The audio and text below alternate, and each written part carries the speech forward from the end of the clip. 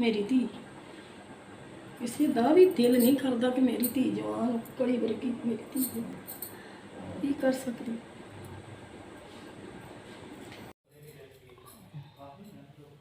ਨੰਗਾ ਕਰ ਲਾ ਪੁੱਤ, ਤੁਹਾਡੀ ਅੰਮੀ ਦੇ ਵੀ ਹੁੰਦੇ ਦੱਸ।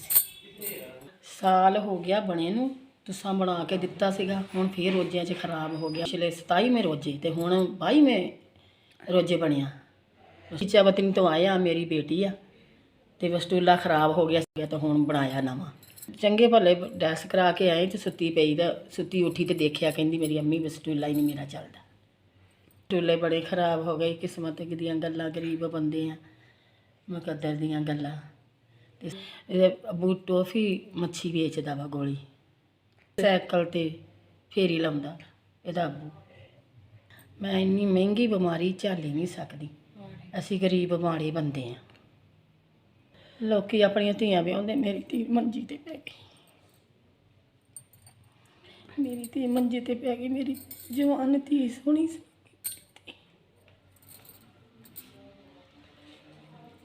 ਮੈਂ ਤਾਂ ਇਹਦਾ ਕੁਛ ਵੀ ਨਹੀਂ ਦੇਖਿਆ। ਮੇਰੀ ਧੀ ਕੁਛ ਵੀ ਸੀਗਾ, ਅਸੀਂ ਲਾ ਲਗਾ ਕੇ ਬਹਿ ਗਏ। ਲੈਨ ਵੀ ਪਾਈ, ਡੈਲਸ ਵੀ ਕੀਤਾ ਮੇਰੀ ਧੀ ਦਾ, ਤੇ ਵਸਤੂਲਾ ਵੀ ਪਾਇਆ ਵਾ, ਤਾਂ ਲੈਨ ਵੀ ਪਾਈ ਆ, ਤੇ ਵਾਸ਼ ਵੀ ਕੀਤੇ ਆ। ਬਿੱਲ ਮੰਗਿਆ ਸਾਨੂੰ ਅੱਜ ਕੱਲ੍ਹ ਦੇ, ਅਸੀਂ ਇੱਦਾਂ ਹੀ ਬੈਠੇ ਹਾਂ ਇੱਥੇ। ਜਿੰਨਾ ਚਿਰ ਬਿੱਲ ਪੇ ਨਾ ਹੋਊਗਾ ਉਹਨਾਂ ਚਿਰ ਸਾਨੂੰ ਡਾਕਟਰ ਨੇ ਜਾਣ ਨਹੀਂ ਦਿੱਤਾ। ਮੇਰੇ ਇੰਨਾ ਜ਼ਿਆਦਾ ਬਿੱਲ ਆ, ਮੇਰੇ ਘਰ ਦੇ ਨਹੀਂ ਦੇ ਸਕਦੇ। ਅੱਬੂ ਮੇਰਾ ਫੇਰੀ ਲਾਂਦਾ, ਸਾਰੀ ਜਿਹੜੀ ਅੰਮੀ ਹਸਪਤਾਲਾਂ 'ਚ ਹੁੰਦੀ ਮੇਰੇ ਨਾਲ। ਭਰਾ ਛੋਟੇ ਨੇ ਸਕੂਲ ਪੜ੍ਹ, ਇੰਨਾ ਬੜਾ ਬਿੱਲ ਬਣ ਗਿਆ ਹੁਣ, ਤੇ ਮੇਰੀ ਮਦਦ ਕਰੋ।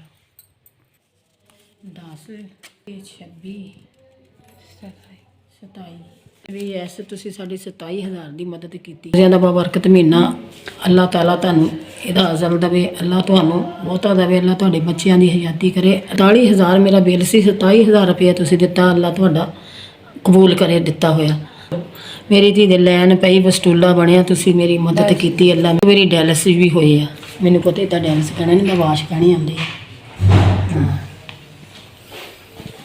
ਬਹੁਤ ਬਹੁਤ ਤੁਹਾਡਾ ਸ਼ੁਕਰੀਆ। ਅੱਲਾਹ ਤੁਹਾਡੇ ਬੱਚੇ ਜੀਣ, ਅੱਲਾਹ ਤੁਹਾਡੇ ਬੱਚਿਆਂ ਦੀ ਹਯਾਤੀ ਕਰੇ।